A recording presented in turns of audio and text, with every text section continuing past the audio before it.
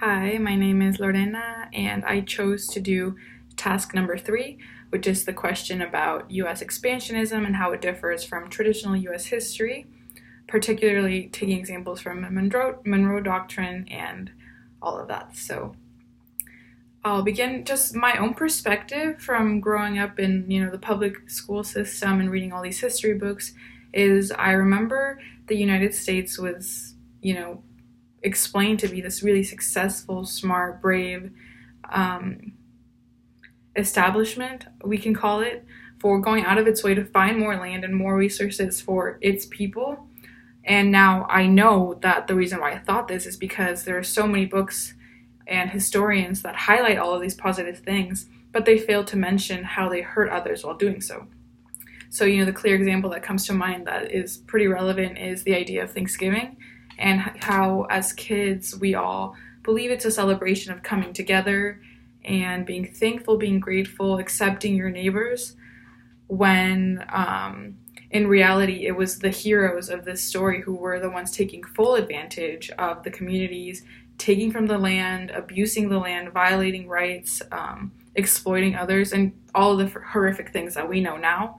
I have noticed that in traditional US history, it is always the positives are always exaggerated. Oh yeah, we were able to make a connection with the pilgrims, with the pilgrims and the Indians, which is problematic in itself, but, simplifying it for the point of my discussion, we are all given like the happy versions of the story, but everything that was negative that came out of these situations is completely neglected. And this is why it is so refreshing to see Latinx scholars such as Gonzalez investigate deeper and really report from the other side that has been silenced for so many years. And a big reason for why these communities have been silent is just because they don't have the resources to give out this information. The owners of these resources are the people who were the bad guys, So why would they make themselves seem as the bad guys when they can make themselves seem as the heroes? No one is going to be able to oppose them because they can't. So, for example, we can discuss the Monroe Doctrine, which is actually the second part of the question. So James Monroe released a document in 1823, which essentially said that England could no longer infiltrate, colonize, or really hurt the territories that fell under the then category of Latin America. And the reason why is because it was under supervision of the US. So essentially it said, we won't fight you if you don't come fight us or our territories or take it from them.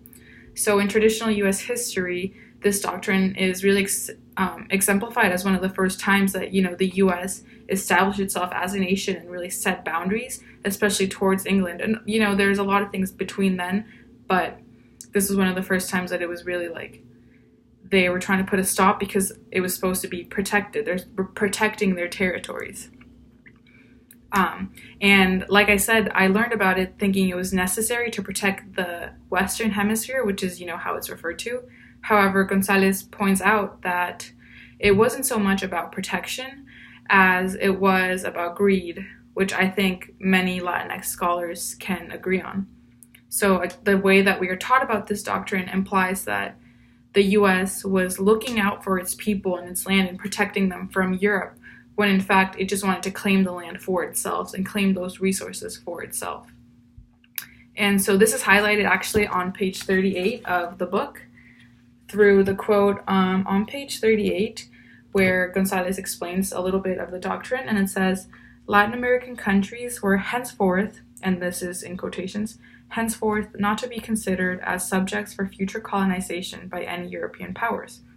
It is impossible that the Allied powers should extend their political system to any portion of the continent without endangering our peace and happiness, end quote.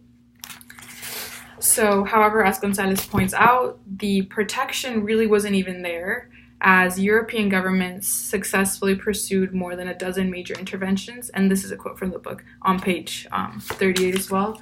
European governments successfully pursued more than a dozen major interventions into Latin America during the rest of the century, and numerous minor ones with only occasional US opposition.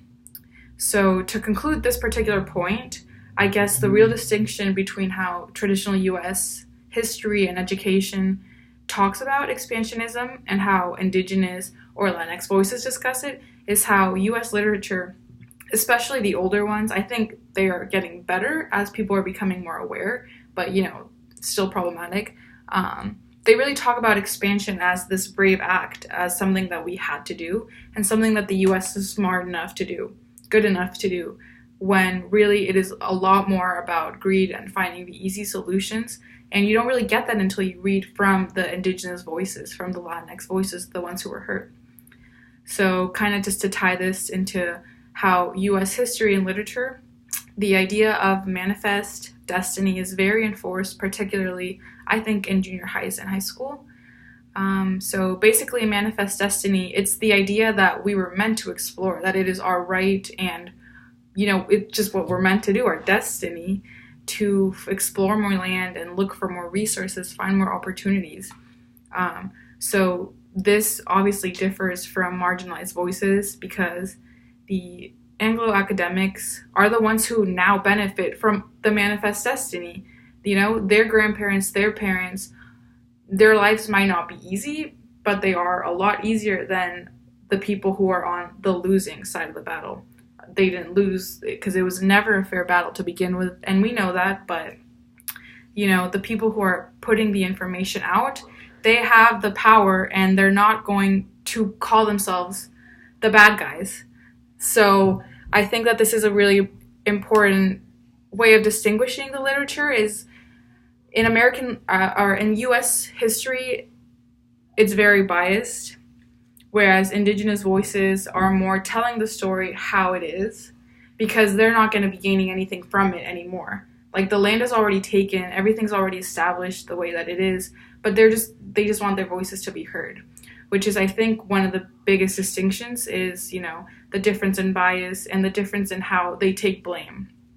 I also think it's interesting how the lecture pointed out that in many history books, even the ones that do take blame, they still act like, Mexico back in, in California and all of it was a part of it. Mexico, they were all just a union. And it made it seem like it was all like Mexico versus America and not so much like the United States and all of these colonies, all of these indigenous people and, the Mexican indigenous communities and the separate types of races that were within Mexico, because not everyone just agreed on everything. And I think that was really well highlighted in the lecture that is often forgotten in typical U.S. history books.